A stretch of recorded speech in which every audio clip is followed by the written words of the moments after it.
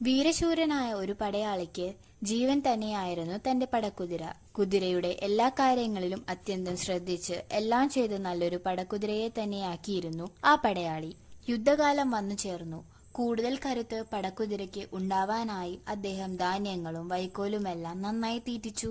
രോഗങ്ങൾ വരാതിരിക്കാൻ, അപകടങ്ങൾ ഉണ്ടാകാതിരിക്കാനും വേണ്ട മുൻകരുതലുകൾ എല്ലാം എടുത്തു. യുദ്ധം തുടങ്ങി. പടക്കുതിരയെ കൊണ്ട് പരാക്രമങ്ങൾ കാട്ടി ആ ധീരനായ പടയാളി യുദ്ധം ജയിച്ചു. കുതിരയെയും കൊണ്ട് അയാൾ തിരിച്ചു വന്നു. കാര്യം കഴിഞ്ഞതോടെ പടയാളിയുടെ ശ്രദ്ധ കുതിരയിൽ നിന്നകന്നു. അയാൾ തന്റെ കൃഷി നന്നാക്കിയെടുക്കാനുള്ള കൊടും ശ്രമങ്ങളിലായി. കുതിരയ്ക്ക് ആവശ്യത്തിനു പോലും ഭക്ഷണവും വെള്ളം കൊടുക്കാതെ ഉമി മാത്രം തിന്നാൻ കൊടുത്തു പോന്നു. മാത്രമല്ല, വയലിലേക്ക് കൊണ്ടുപോകേണ്ട ആയുധങ്ങളും വിത്തും വളവുമെല്ലാം പടക്കുതിരപ്പുറത്ത് കയറ്റി കൊണ്ടുപോയി. ഭക്ഷണവും വിശ്രമവും മര്യാദക്ക് കിട്ടാതെ പടക്കുതിര നന്നായി ക്ഷീണിച്ചു. യുദ്ധം വീണ്ടും പൊട്ടിപ്പുറപ്പെട്ടത്. പടക്കോപ്പുകൾ കുതിരപ്പുറത്ത് കയറ്റി പടയാളിയും കയറിയിരുന്നതോടെ ആ പടക്കുതിര തളർന്നു വീണുപോയി.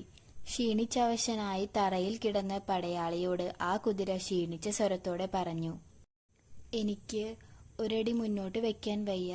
ഞാൻ ഇന്ന് പടക്കുതിരയല്ല. പഴയ കുതിരയെ അങ്ങ് വെറുമൊരു കോവർക്കഴുതയാക്കി. അതുകൊണ്ട് ഒറ്റയ്ക്ക് യുദ്ധത്തിന് പോവുക. എന്നെ വീണ്ടും പടക്കുതിരയാക്കി മാറ്റാൻ അങ്ങയ്ക്ക് സാധ്യമാവില്ല. അത്രയും നന്ദികേടാണ് എന്നോട് അങ്ങ് കാണിച്ചത്.